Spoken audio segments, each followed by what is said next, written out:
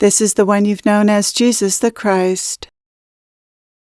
Inspiration, where does it come from? This is mysterious, isn't it? Inspiration is not like a thought or an idea you've had before, so it doesn't come from memory or the unconscious mind. Inspiration is a creative idea, but based on what? It isn't based on past knowledge or on an imagination or a fantasy of some future possibility. It's simply a gift from the gods, you could say, for lack of a better explanation. How do you explain inspiration except in this way? An inspiration comes out of nowhere, rings true, has a positive effect on one's life, and fits one's capabilities and needs for a particular moment in time. This last point is important because an inspiration comes at exactly the right time, when it's most helpful, most appropriate, and most needed. Given all this, perhaps inspirations do come from some intelligence that is wise beyond your understanding. I'm presenting this in this way to make the point that believing in such an intelligence or intelligences is not silly, but actually logical. If you acknowledge that inspiration is real, then what other explanation do you have for it? Inspiration is a real experience in everyone's life. That's why there's a word for it. It's a common experience. And no one would say it doesn't exist or that it isn't of benefit. Your own experience is evidence of this. So why is it difficult for some to believe that some kind of intelligence is behind such things as inspiration, intuition, premonitions, and other similar experiences you commonly have as human beings? You may not be able to know more than this, that some form of intelligence delivers these knowings and nudges to humanity. But admitting that at least this much is true isn't silly, but simply logical. And yet many feel uncomfortable admitting that they believe in such intelligences, even when some people are able to see or communicate with them, such as this channel. So let's take a closer look at this phenomenon. Inspiration and creativity do come from the gods, or God. Obviously, God is creative, since God is what you call the creative force behind life. And God continues to create through creation, such as yourselves, by inspiring and instructing you through your intuition what to create and how to create it. Inspiration and intuition are the bridge between you and God, between the unmanifest and the manifest worlds. This is simply how it works. It is a fact. This may not be generally acknowledged or accepted as fact, but that doesn't mean it isn't. It isn't accepted because people are skeptical of anything that can't be experienced with the five senses, and the non-physical world is just that. Nevertheless, there is a non-physical world influencing this one, guiding and shaping creation. The more you acknowledge this, the more likely you will cooperate with the forces that seek to create and shape life through you. Everyone is creating something. Everyone is an instrument of God. That is your essential purpose. God is interested in not only having experiences through you, but also having a hand in creation. If you were God and able to do this, wouldn't you relish exploring, playing, and creating in this way? Is this not the ultimate? To play within creation, to explore and learn by doing things in a world of your own creation. You were made in God's image. You have many characteristics of your Maker. Like God, you love to learn, explore, grow, create, and be challenged. You love puzzles and solving problems. You love to think and imagine. You love to love.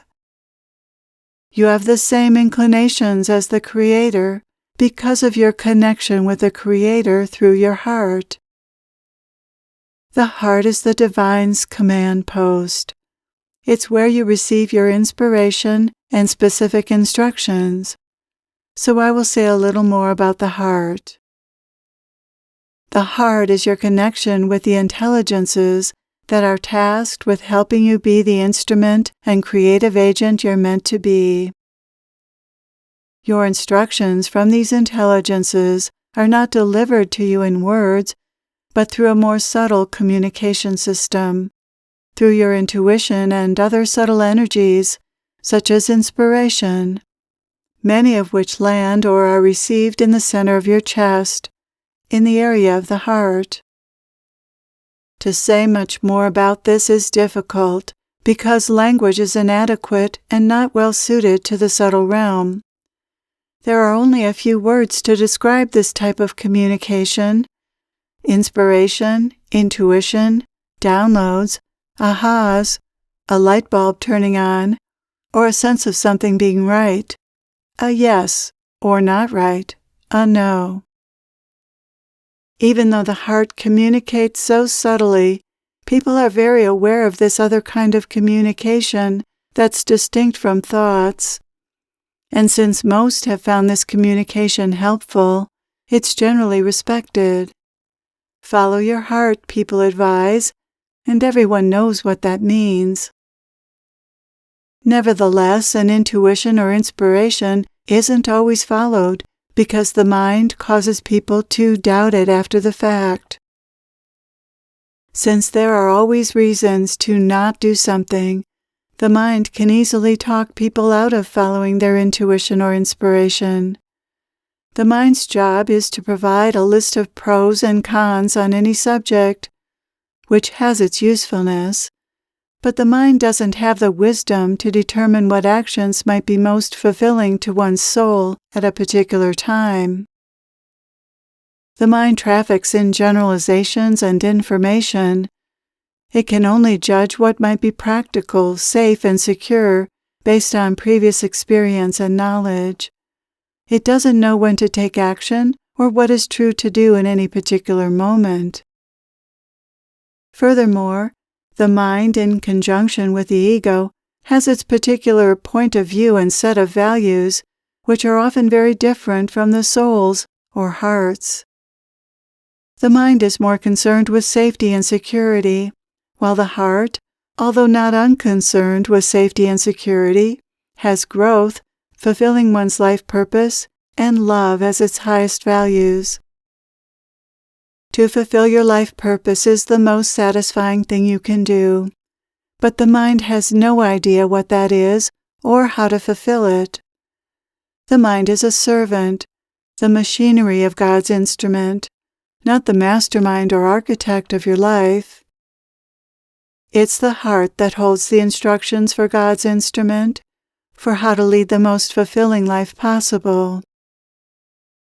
There are many possible lives that would fulfill your soul's purpose, not just one. You get to choose from the various possibilities available to you. In this you have some choice. If you choose outside these possibilities, that will lead to unhappiness, because that's the soul's way of steering you toward its plan. When you're aligned with your soul's purpose, you'll be happy. When you aren't, you won't. Unfortunately, the situation is a little more complex than this. You could be living the life you're meant to live and still not be happy if you're listening to the voice in your head too much. Then no matter what kind of life you've created, you won't be happy. Another complexity is that not every difficulty you face is a sign that you aren't following your heart. Some of life's challenges are brought to you purposely by the intelligences guiding your life. Challenges are an important part of everyone's growth. If you assume that such challenges are not part of the design, you might feel victimized and angry and miss what good could come from them. The key to meeting any challenges is an attitude of acceptance, willingness, and curiosity toward your experience. What am I meant to learn from this? Following your heart doesn't mean you won't have challenges, but they won't be challenges of your own making, challenges from unwise choices and from being out of alignment with your soul's plan. Of course, you learn from those challenges as well. It is all good. Every experience contributes to your soul's growth. But life does become easier the more aligned you are with your soul's plan. The key to living the life you're meant to live is to notice and be open to what life brings you. It will bring you the people, resources, opportunities, and inspiration you need to create this life.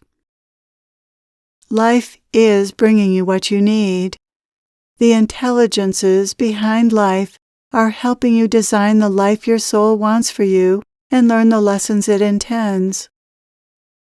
It's always helpful to assume that you're being given the experiences and opportunities you need to grow and create a happy life. When you have that attitude toward life, you'll be able to relax and enjoy life just as it is. The ego fights with life and is so unhappy, but you don't have to be. When you see life as it truly is, for you rather than against you, you can be happy with whatever comes your way. So much is out of your control, while the ego pretends it should be in control. To accept that you are not in control of much, and yet something much wiser is, will give you peace. And when you're at peace, you'll have access to all the inner resources you've been given to live your life, all the wisdom and all the love you need. Whatever beliefs help you relax and be at peace in your life are beliefs worth holding, as they'll help you be aligned with what the divine intends for you. You are in good hands. You can relax and enjoy this life, this precious gift you've been given. Thank you for being here. Thank you for your sincere interest in understanding the truth. I am with you always.